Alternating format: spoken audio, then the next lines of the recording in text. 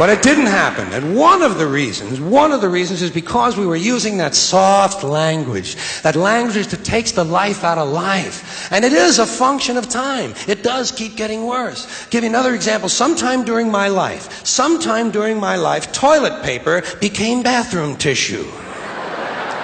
I wasn't notified of this.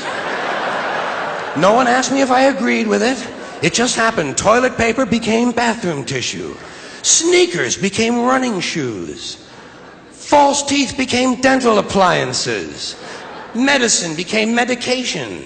Information became directory assistance. The dump became the landfill. Car crashes became automobile accidents. Partly cloudy became partly sunny. Motels became motor lodges. House trailers became mobile homes. Used cars became previously owned transportation. Room service became guest room dining. And constipation became occasional irregularity. When I was a little kid, if I got sick, they wanted me to go to the hospital and see the doctor. Now they want me to go to a health maintenance organization or a wellness center to consult a healthcare delivery professional. Poor people used to live in slums. Now the economically disadvantaged occupy substandard housing in the inner cities. And they're broke. They're broke. They don't have a negative cash flow position. They're fucking broke. Because a lot of them were fired. You know, fired. Management wanted to curtail redundancies in the human resources area. So many people are no longer viable members of the workforce. Smug, greedy, well-fed white people have invented a language to conceal their sins. It's as simple as that. The CIA doesn't kill anybody anymore. They neutralize people. Or they depopulate the area. The government doesn't lie. It engages in disinformation. The Pentagon actually measures nuclear radiation in something they call sunshine units. Israeli murderers are called commandos. Arab commandos are called terrorists. Contra killers are called freedom fighters.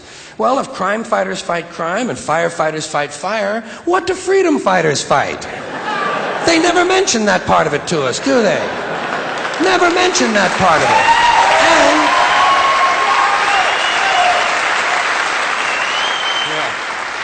And some of this stuff is just silly. We all know that. Like on the airlines, they say they want a pre-board. Well, what the hell is pre-board? What does that mean? To get on before you get on? They say they're going to pre-board those passengers in need of special assistance. Cripples! Simple, honest, direct language. There's no shame attached to the word cripple that I can find in any dictionary. No shame attached to it. In fact, it's a word used in Bible translations. Jesus healed the cripples. Doesn't take 7 words to describe that condition. But we don't have any cripples in this country anymore. We have the physically challenged. Is that a grotesque enough evasion for you? How about differently abled? I've heard them called that, differently abled.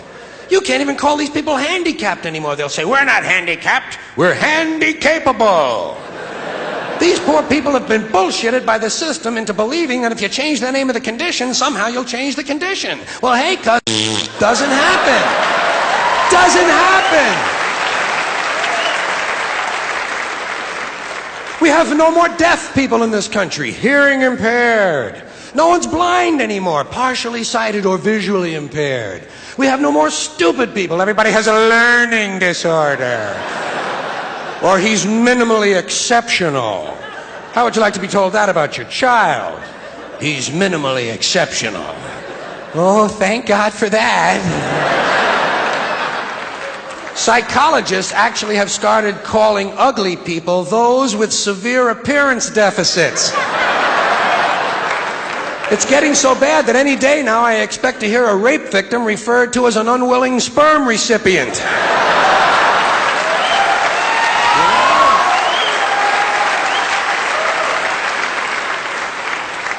And we have no more old people in this country. No more old people. We shipped them all away, and we brought in these senior citizens. Isn't that a typically American 20th century phrase? bloodless, lifeless. No pulse in one of them. A senior citizen. But I've accepted that one. I've come to terms with it. I know it's here to stay. We'll never get rid of it. That's what they're going to be called, so I'll relax on that. But the one I do resist, the one I keep resisting, is when they look at an old guy and they'll say, "Look at him, Dan. He's 90 years young." Imagine the fear of aging that reveals. To not even be able to use the word old to describe someone, to have to use an antonym. And fear of aging is natural, it's universal, isn't it? We all have that. No one wants to get old, no one wants to die, but we do. So we bullshit ourselves. I started bullshitting myself when I got to my 40s. As soon as I was in my 40s, I'd look in the mirror and I'd say, well, I guess I'm getting older. Older sounds a little better than old, doesn't it? Sounds like it might even last a little longer. Bullshit, I'm getting old. And it's okay, because thanks to our fear of death in this country, I won't have to die. I'll pass away.